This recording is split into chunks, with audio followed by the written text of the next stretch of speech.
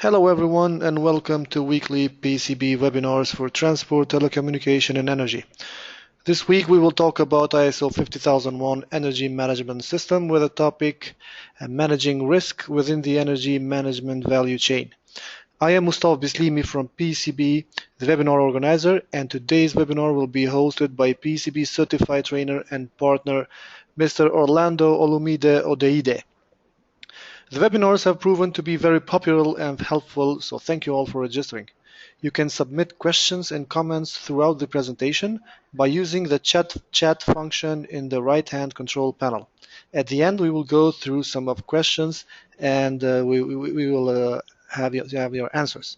Please, Mr. Orlando, you can introduce yourself and continue with the presentation. Okay, good. Good morning, everybody. My name is Orlando, as he did mention, and it's my pleasure to take us through this presentation this morning. I will share a lot of my experience working as a risk manager, also working within the energy sector. It's a lot of information that we have here, and we need to cover it within a very short period of time, because literally we're going to be combining two things. We're going to be combining energy management in itself as a discipline, as a practice, and we're going to look at how we're going to combine it with risk management also as a practice and as a discipline. So we really do have two huge disparate things that we're trying to marry together this morning. So I'll just share a lot of my experience as we go ahead. Okay, so it's managing risk within the energy management value chain. ISO 50001, it's primarily about energy management, and it talks about energy policy, energy planning, and a host of other things. But what it is that I found out is what it is that the biggest challenge for most energy companies, whether they're integrated energy companies or they're just doing a part of it, the biggest challenge for all of them is always around risk. The ability to be able to excel at risk management, to be able to foresee things that can go wrong, or to foresee opportunities, as the case may be, and to take advantage of them. So as I said, I'll go through this very quickly because we only have about 40 minutes to do this. Okay, good. So today, this is the outline, so to speak, initial introduction. We'll take a quick look at oil and gas, because most people who are in energy management are primarily in oil and gas. So we will take a quick dive into oil and gas. Then we will look at risk management and the various types of risks and how they affect organizations. So yeah, that's the outline. Okay. So I'll kick off to say what are the forms of energy, various types of energy or various forms of energy, and depending on what part of the divide you fall on, you only understand energy as it makes sense to you. That's either where you work or how you use it in your home.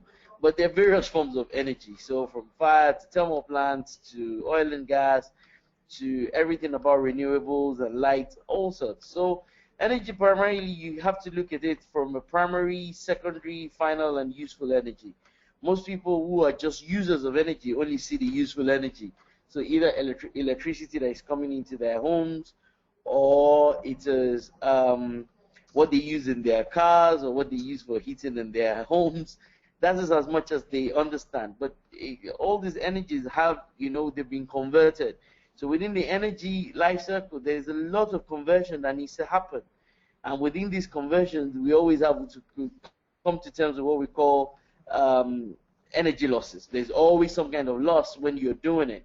So if you think about electricity, from whether you're using wind-driven turbines or you're using water-driven turbines that drive the turbines that then transmit the electricity for you to then get to the transmission outlet before you then get to the distribution outlet. In each of those instances, you're losing some form of energy. So primary energy, called the actual source. So if you look at it, in some places when they use water coming from the dam or somewhere along those lines, it's primary. Then it gets converted to secondary energy, final energy, before we actually can use it in our homes. So one of the risks that people face is the fact that they don't come to terms with the quantity of losses that they might get in the transformation, in the distribution, and even in the use of electricity. So for huge organizations, it is grossly inaccurate and will get anybody into trouble if you think the same amount of money, energy that comes into a building or comes into a facility, it's that same amount of energy that you get out of it. No, there are always losses that are involved. So anybody involved in the energy chain needs to be clear which of these are they involved with, and then they need to factor in losses. So that's a major one. So I'll quickly go ahead to speak about various sources. So coal. So in a lot of places, especially I mean for trains, the locomotive type trains, which is still used in different parts of the world, and even for some manufacturing environment, coal is still like the core source for some in a lot of places. So things that are industrial plants, industrial machinery, in a lot of those places, coal is still like a huge source of energy. And there are studies that say that 25% of the energy used in the world it comes out of coal, either directly or indirectly. So that is one form that we need to be mindful of. So the entire steel industry, the entire iron industry, thermal plants, a lot of these are dependent on coal. It's got disadvantages, and it also has the disadvantages. Tried and tested since the Industrial Revolution. The coal reserves are a lot. So, I mean, when people talk about depleting oil and gas reserves, coal reserves don't necessarily deplete as much as oil and gas, which is the focus for the entire world. But it's, of course, it's also depleting, and it does cause a lot of greenhouse gas effect, atmospheric pollution. So in thinking about energy, one thought that I want everybody to have at the back of their mind, a recurring thought, should be around sustainability. Because if we're not thinking about sustainability, then we're saying that at some point in time the entire world is going to be destroyed, is going to go away, simply because of our non-sustainable sources and use of energy. So we like it or not, renewable energy, which is one thing I will mention later within this conversation, is a key part of energy management. And while ISO 50001 does not overly focus on renewable, it does look at it because there's an energy policy for renewable, there's planning for renewable. Nevertheless, renewable is key. Okay, I'll quickly go on to oil. So oil is probably the predominant form. Everybody uses oil. Everybody knows about oil and gas. That's the core one, and it comes from basically fossils that have been created from microorganisms under high pressure, and that is where these things are deposited in various parts of the world. So some people say 40% of the energy used in the world is oil. Some people say it's 50%. So, but of course, in refining oil, then you then get gas out of it. So you get propane, you get butane, and a couple of other things. You get all the byproducts like kerosene, and you get the PMS. So oil is the big thing. So in a lot of places, when you say to people energy, in my experience, people only think of two things.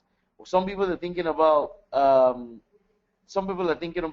renewable energy, and a lot of people are thinking about oil and gas. A lot of people. In fact, 2 out of 3 people, once you say energy to them, they think oil and gas. That's primarily what it is. A couple of other people think electricity. So, but that's around where. So the main use, I mean, oil has got universal use. And it's what it is that literally keeps the world going. Energy is, in a lot of places, oil is equal to energy for a lot of organizations. So it's also depleting. It also provides those greenhouse gas effect, atmospheric pollution. In a lot of places where oil has been drilled, life never goes back to normal in those locations. I've experienced it. I've seen it. I've seen in a lot of places where drilling has happened, extensive drilling. Those places really never go back to what they used to be. So as much as oil is the predominant use of energy around the world, you and I have really got to think about it and say to ourselves, one, it's depleting. Two, it's not sustainable for the environment. So it's a big cause for concern. I will do a deep dive into oil and gas in a couple of minutes, but I'll just quickly go through this. So oil is big, all the way from how do we produce, which is all the things that happen with regards to refining it, and how exactly do we reserve it in itself. So oil is big. Oil is big. A lot of people call it oil and gas. Where are the reserves that we've got in the world, in Brazil, in Nigeria, in various parts of the world? What happens? So if I can spend the entire day just talking about how liquefied petroleum gas, chemicals, petrol for vehicles, what happens in from crude oil and how it gets to produce the end products that we see, how it goes through boilers, distillation column, to get out kerosene, to get out gasoline, and to get out lubricating oil. And that's why oil is very popular, because of all the end products that can come out of it. There are about 7, 8, 9 products that can come out of oil in itself. And oil literally determines what happens in a lot of stock markets, what happens literally around the world. So it is a huge, huge issue when we talk about oil. All right. So gas is the other bit, and so in between coal, oil, and gas, literally those are like the core energy sources. Gas is used in a lot of for electricity generation, for gas turbines and steam turbines. So it's also really, really big. People spend a lot of money. Organizations spend a lot of money to be able to get gas and to be able to use it for electricity. And that's why you've got to, energy is big. I mean, when I was planning this with PECB, I had to really think about it and say to myself that how do we do this? Because energy, it's a huge subject. It's a huge, huge subject. We've talked about coal as a source. We've talked about oil as a source. Now we're looking at gas as a source.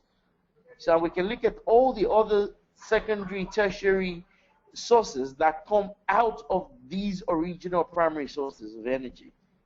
So it is important to understand the advantages and the disadvantages of each of these types of energy sources, and most importantly to think about which of these is sustainable for the world. Okay, so gas is also dependent on others. It's also depleted in the long term, and the storage of gas is an issue, is a global issue everywhere. So people talk about gas flaring and a whole lot of issues around gas. So if you're thinking risk, it's one of the areas of risk is to say, you know, from a source perspective, which ones are the risky ones, which ones carry the highest amount of risk, how can you quantify the risks that are involved in all these sources of energy as primary sources for producing other sources of energy. And a lot of people who do energy planning have been involved in energy planning at a nationwide level, where you're thinking about the entire country and you're coming up with energy planning framework for a particular nation or a particular country. And in doing that and writing an energy plan for a nation, you've got to think through these conversations that I'm having with you. I believe this presentation will be made available, including this recording, after this session. All right, so a quick look at renewable. And as I mentioned earlier, as much as we talk about coal, we talk about oil, we talk about gas, these are not sustainable areas of energy for the world, for the environment that we live in, because they have a huge effect on the destruction of the environment. So in thinking about energy planning, or what we call the energy mix for a country, you've got to think about it and say, how can we leverage renewable energy? How can we leverage renewable energy for sustainability of the environment? So as a country, that is a thought. The country's got to think about it. They've got to create some clear action items and some action plans to be able to address this. So we're talking about solar energy, wind, geothermal, biomass, hydro, tidal, ocean thermal, marine current energy, wave energy. Each of these renewable renewable energy sources are feasible. However, they're only feasible depending on the type of country, depending on the sources that are available, depending on the finance and the budget that is available. So different countries of the world have a higher propensity for a certain type of renewable energy. So there's a lot of knowledge and a lot of study that needs to go into it before you say, as a country, which of these sources of renewable energy do you want to focus on? Or as an organization, places that are in the regions, like in some places in Africa where there's a lot of sunlight, obviously need to look at solar energy. And there are places where there's a lot of wind, they need to look at using the conversion of the wind that is in those countries or in those areas into energy for electricity generation. So it's important and it is essential that in considering energy, we think about coal, we think about oil, we think about gas, and we also have a huge focus as an organization, as a country, on renewable energy. All right? Quickly, I will move on. I will move on to what exactly are some of the 21st century issues around energy. So sustainability, once again, there's an ISO which PECB also does, and they do extremely well with regards to ISO 14001, which is about the environment. And in there, you will look at what exactly are the challenges to the environment, what exactly are the risks to the environment. So sustainability basically is the balance between, how the environment develops, the economic, the social, and the natural. And these things have got to be balanced. There is no point thriving today or thriving in the centuries of today and destroying the environment for generations to come. So the sustainability conversation is a key conversation anywhere where energy planning, energy policy, energy integration is being discussed anywhere around the world. So consumption of the resources has got to be done in a sustainable way so that the future generations to come, they will be grateful that we did think about the sustainability of the environment into the future. Okay? So, energy in a lot of places is measured in what we call ton of oil equivalent per year. That's how it is, and this just shows, broadly speaking, and all these are estimates. I mean, there's a plus or minus in terms of accuracy of the numbers. The average energy consumption per capita in the world, and of course, what happens is developing countries use more energy than emerging economies. Okay. So in reality, the economists, they study something that says that energy consumption is equal to the amount of development that you can have in a particular country. So there's a study, there are loads of information around that, how energy consumption is directly linked to the sophistication and the development of an economy. Once again, in that conversation, the real issue is to say, well, while it is great to think about it that way, it is even more important to think about ensuring that the consumption of the energy in those places is done in a sustainable way. So it's good that in your organization, in your country, in your city, in your state, in wherever it is that you are, that you can think about what exactly is the energy consumption per capita, per city in your country, in your organization, because this is important for energy planning. Okay. So there's a concept of energy intensity, which is primarily just talks about the measurement of energy efficiency for a nation economy. It just says is the amount of energy required to generate one GDP, and people talk about GDPs all the time. So the economists, once again, they do a lot of study around the use of energy, both in terms of the generation and the consumption of energy per country, and to link that to economic growth.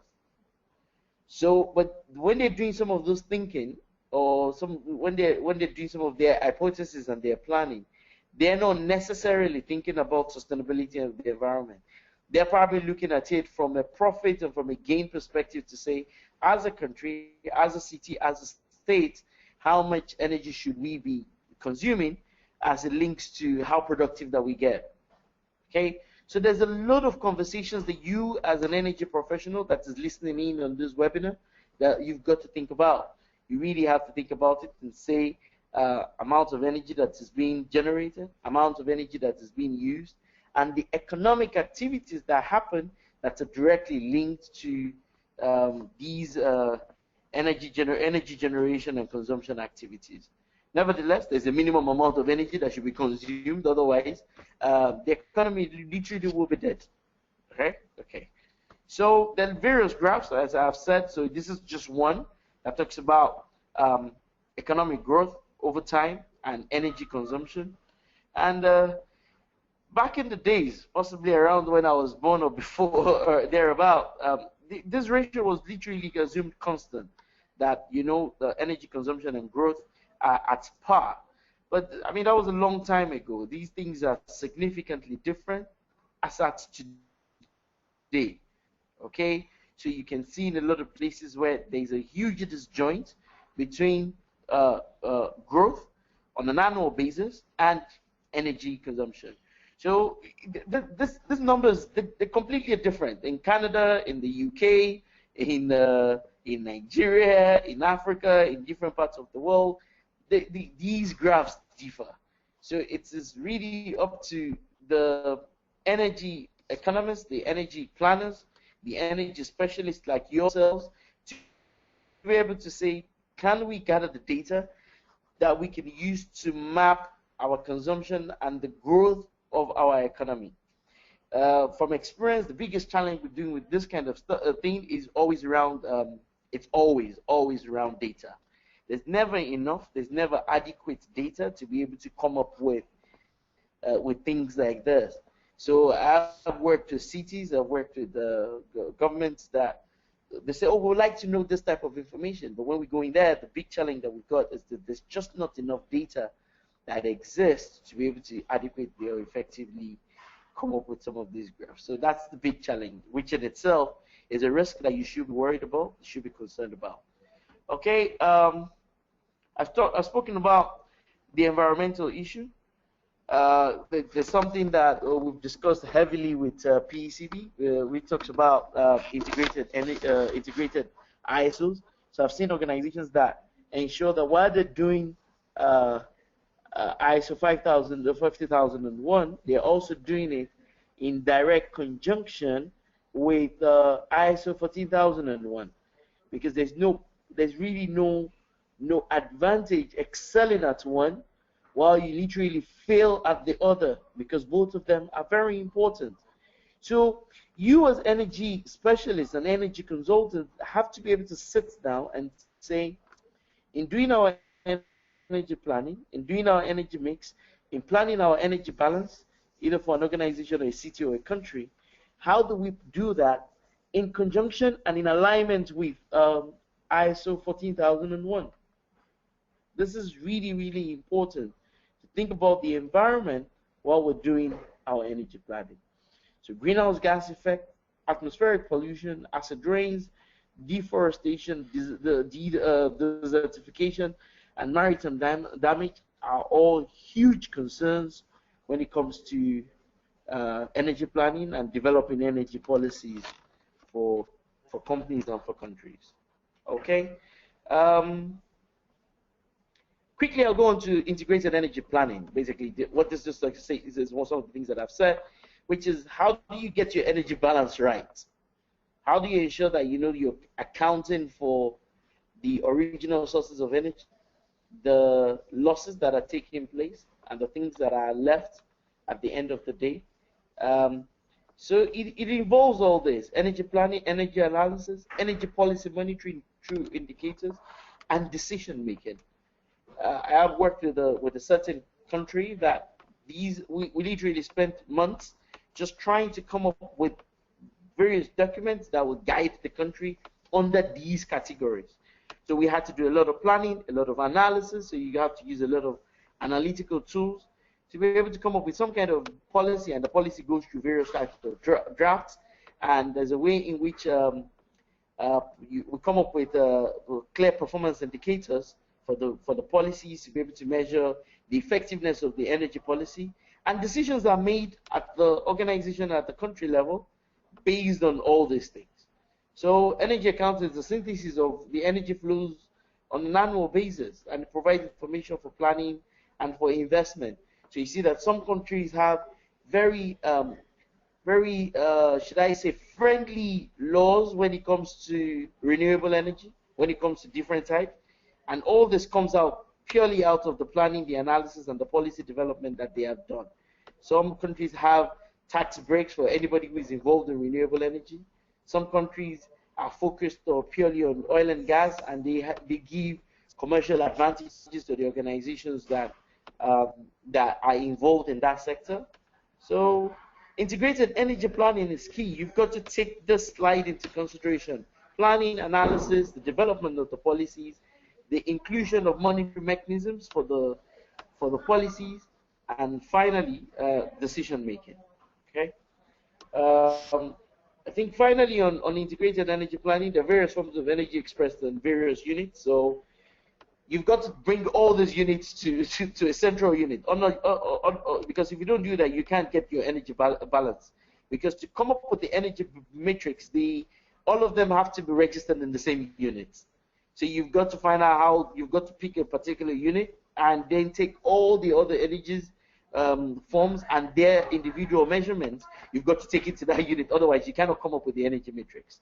It's a very tricky exercise. You literally need some bits of mathematics or statistics in your head to be able to say, if we're getting ethanol and gasoline at this unit, what does that translate to in your preferred unit in your country? So the ton of energy, ton of oil equivalent, you've got to take all this there. And there are templates that exist, the matrices that exist that allows you to show 10 liters of this becomes this, 10 this generated from solar becomes this, and then you can come up with the energy matrix. That is beyond the scope of these webinar, but it's something to look forward into in the future.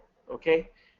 Energy conversion rules. So energy balance needs the conversion of all forms. So a ton of coal in theory, liters of gasoline, and you've got to do that, as I did mention before. So the IEA, International Energy Association, has a conversion chart for a lot of this. So I'm sure you can get it on the internet if you look out for this. So it's important because this is completely the should I say the integrity of the energy balance that you do and the energy matrix for your organization or your country is completely dependent on how well you get the conversion rules right. So this in itself is a risk. So in all these conversations that I've been having, you should be risk-minded. You should be risk-aware. PECB does the risk manager certification. That's it. And basically what it shows you and teaches you is how to be risk-aware. How do you think about energy management and inculcate risk management in all the areas of energy management? So it's a brilliant course. You should look at it. You should look into it when you get the chance, because it shows you risk management and how we can marry risk management with supply chain, marry with oil and gas, marry with energy. And for energy, it's extremely important. So it's in the modern world today, it is taken as a prerequisite that anybody who says I'm involved with energy is also automatically a risk management expert. It is expected. It's almost the industry standard because the entire energy value chain is laden with risk. Various types of risks that need to be managed, that need to be mitigated. Otherwise, you end up failing at a lot of the energy management initiatives. Okay, so we'll talk about more risk in a short bit. So I did mention at the very beginning of this webinar that oil and gas is the most important source of energy globally. It accounts for 50%, if not more, of anything that is done as a derivative of energy around the world. It's a $1 trillion industry, so, and it goes through loads of transformation, from the extraction to production to storage to everything that you do in exploration. It's huge. So once again, it is important. Every oil and gas company that I have met, that I've worked with, the biggest challenge is the ability of the managers to be able to think risk. They've got to be able to think risk in exploration, think risk in transportation, think risk in storage, think risk in refining, think risk in processing, think risk in distribution, and risk in sales. The inability of the organizations to manage any of those risk areas literally means that the companies might collapse. It means that they might go into debt. It means that they might not be profitable companies. So risk management is not a nice to have. It is a must have for anybody that is in energy. This is not the ISO 29001, which talks about quality for oil and gas. There's a lot of there's some overlaps between that ISO and 50,000. But in this instance, I'm just looking at oil primarily because it's 50% of what happens. So the supply and demand that is attached to each of these areas. So exploration has got its own supply and demand issues. Transportation has got its own supply and demand issues. Refining and processes the same. Distribution the same. Then there's a lot of execution and there are risks. So the managers who would excel within the oil and gas industries, within each of these verticals, have to be risk management experts. They've got to think about credit risk, they've got to think about capital market risk, they've got to think about operational risk, they've got to think about regulatory risks. Because each of these areas, not those, so you can't say oil and gas risk, that is too big. You've got to break down the risk to either exploration or production, transportation and storage, refining and processing, distribution and sales. So the risk management is a huge, huge area of work. So I just quickly brought in this two, 3 slides on oil and gas just so that we can look at it in detail and ask yourself that, you know, especially if you're in oil and gas, and say, the next initiative we're going to carry out, whether we're going to be drilling, whether we're going to be transporting, whether we're going to be storing, refining, or processing anything that is energy related, the key question to ask ourselves is, what are the risks that are involved with these operations? Okay, I have this risk management framework that I've come up with. I put it together using 2 or 3 different frameworks. There's one called management of risk, and of course I've used the ISO 31000 risk management framework that PECB does provide. So I've combined a couple of them to come up with these frameworks. So you can adopt this framework as an organization. That's brilliant. It talks about the principles that have to drive risk management in an organization, the components of the risk policy, and every organization needs to have a risk policy. And now I'm not talking about enterprise risk. That's not what I'm talking about here. I'm talking about how we will adapt, how we will bring this framework, this particular framework, and how we will adapt it for energy planning, for energy analysis, for the development of the energy policy in an organization in the country. Then we talk about the component of the risk management strategy. And this is how it should exist. A set of principles, a document that talks about our policy. Our policy will talk about our appetite, our tolerance level, how we escalate, our roles and responsibilities, early warning indicators. Those are the things that we reference in the policy.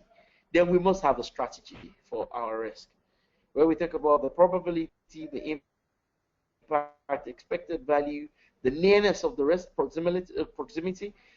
There's some X amount of budget that is put aside so that the risk can be addressed. Then we now talk about the components of a risk register, which, and I've done loads of work, either on projects or for organizations when you go to review the risk register, and most organizations don't have a risk register. Most people who are involved in energy think about energy, but they don't think about risk management. I work with a lot of energy experts, but they're completely clueless about risk management, and you cannot afford to be. So you ask them and you say, can I see the risk register for this particular initiative? And nobody's got one. If they do have one, it does not have the headings that have been documented in here. So who's the identifier, the category, the cause of the risk, the event, probability, residual risk, all this, they do not have those things in place. people don't have an early warning, a set of early warnings and indicators for each of those early warnings. A lot of organizations have not differentiated risk register from an issue register. Okay, and finally, risk classes and categories. If you've taken nothing away out of this webinar, this is probably the most important part. For you to adopt a framework for risk management within energy planning, within energy analysis, and within energy policy development and decision making in that regard. So this is a very important slide.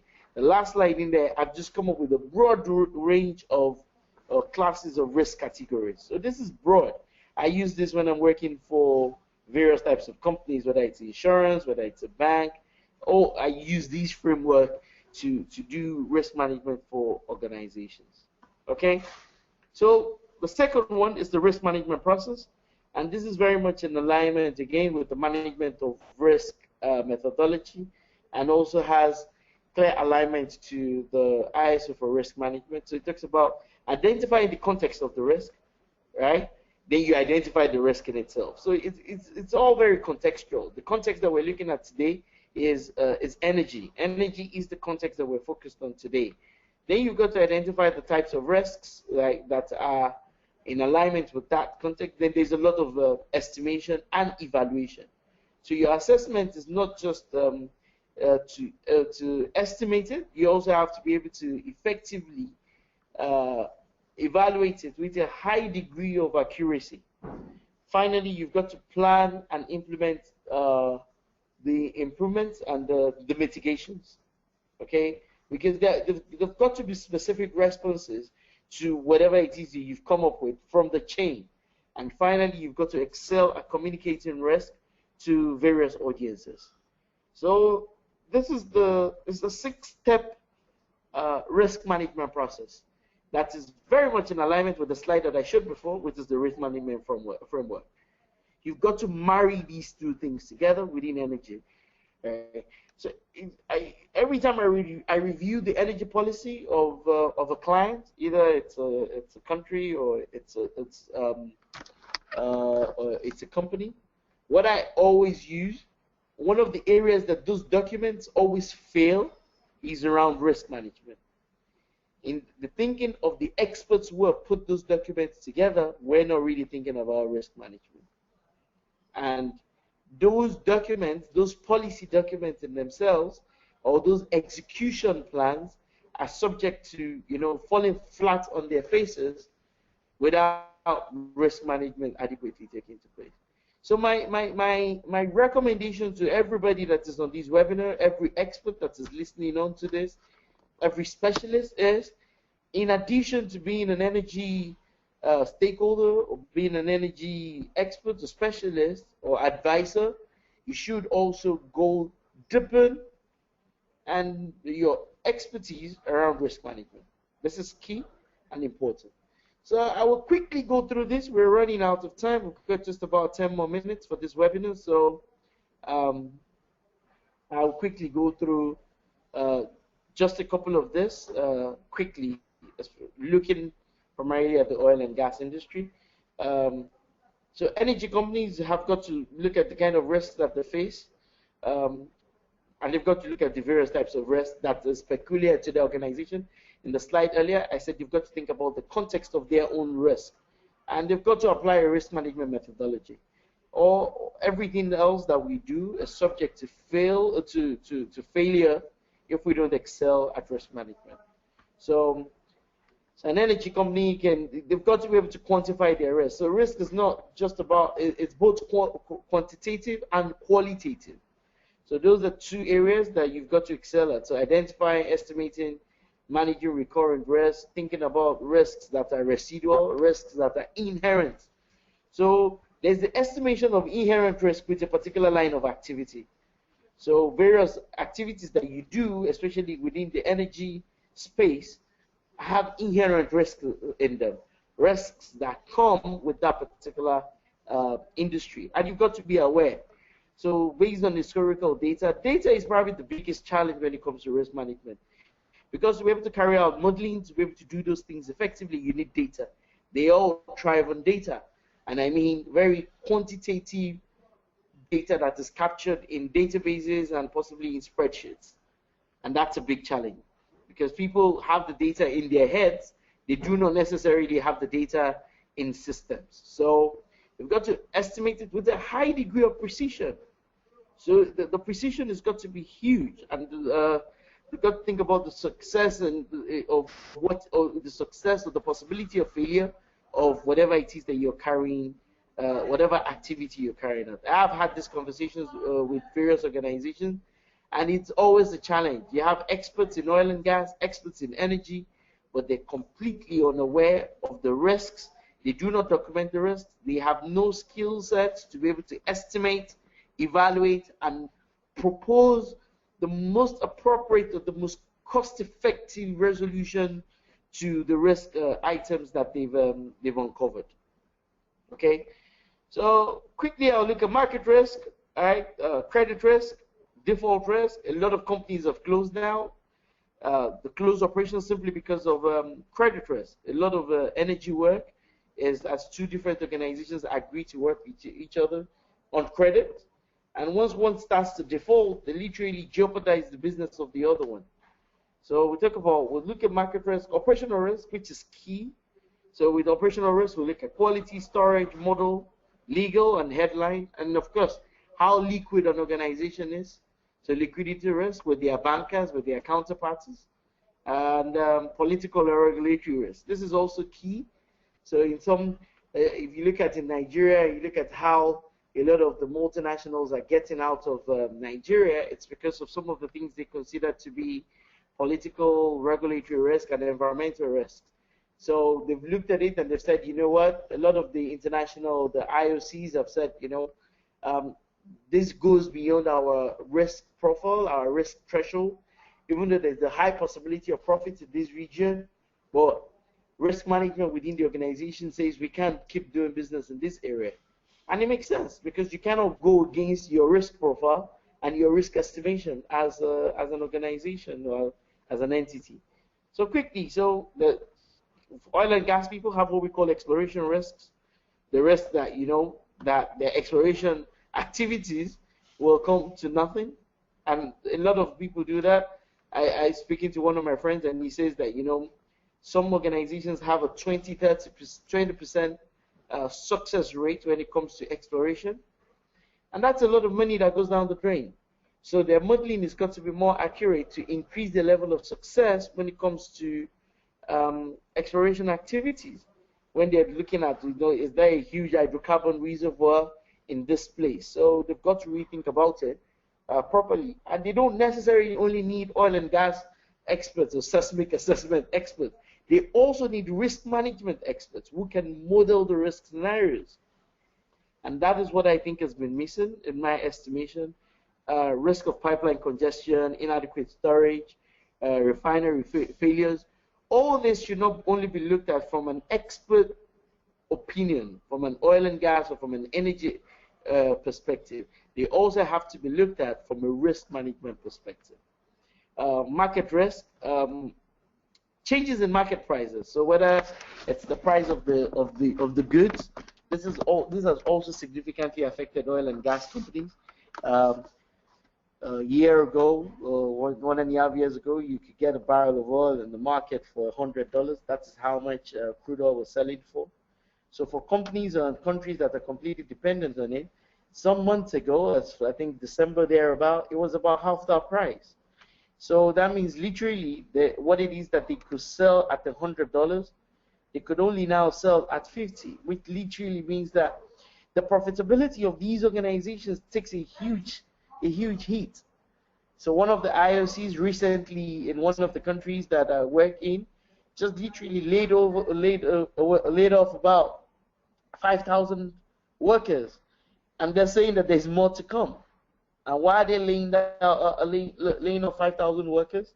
Simply because of the market risk. The cost of the barrel changed and it significantly affected their profitability. So market risk is huge. Credit risk, I spoke about that. A lot of the operations of what happens in this industry is traded on credit. right? So the inability for for organizations to pay as at when due literally puts every other person in trouble, literally. So this is huge. Counterparty credit risk and the default risk. So in doing your business, you've got to look at it and say, what's our default profile? What's our default threshold? What can we afford from a credit perspective? And how do we ensure that our default credit or default risk does not ensure that we close down our business? Okay, so um, this is also key. Operational risk is probably the biggest of all the areas of risk because it involves a lot. Process risk comes under operations. So people talk about storage risk. I'm working with a client as of today where the majority of the risks that they've got is around commodity, how they store, the losses that that they experience at each of their storage points.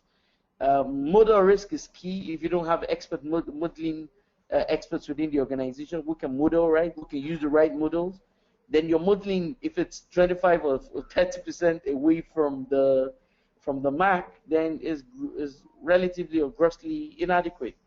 Legal risk, regulatory issues, legal regulatory issues. A lot of organizations have litigation issues that literally almost threaten to ruin the organization. And headline risk, some people also call it brand risk. So being seen from a corporate social responsibility perspective, from supporting the environment. So headline risk is key. So operational risk, so you can see the under operations, we talk about quality, we talk about process, we talk about storage, we talk about model, we talk about legal, we talk about brand and headline. So it's the biggest risk area. And I'm talking about how does this risk area directly affect how we work within the energy space. Okay, so I'm not going to go through all this again. I have already spoken about them, and you've got to look at various risk tools. Some people look at things like long-term fixed contracts, insurance contracts, in terms of mitigation, diversification, financial derivatives. There are also loads of other risk tools that exist. How you do modeling, how you do risk simulation. I've used Monte Carlo simulation a lot to be able to do risk modeling, and it really depends on data. It depends on the parameters that you program into it and how to make some of those things work and to be effective. Okay, so that's it from me. But quickly before I say thank you, I'll once again just ask that you look at these two slides, right? The one that talks about the risk management framework, and look at the possibility of how you can adopt this within your organization. And the next slide, which also talks about the risk management process and how you can use financial calculation, you can use process calculations to be able to come up with this and excel at doing these two things within the energy management space. So I hope this has been useful to and for everybody. I think we've spent about 40 minutes. My name is, once again, is Orlando. I'm quite happy to take your questions.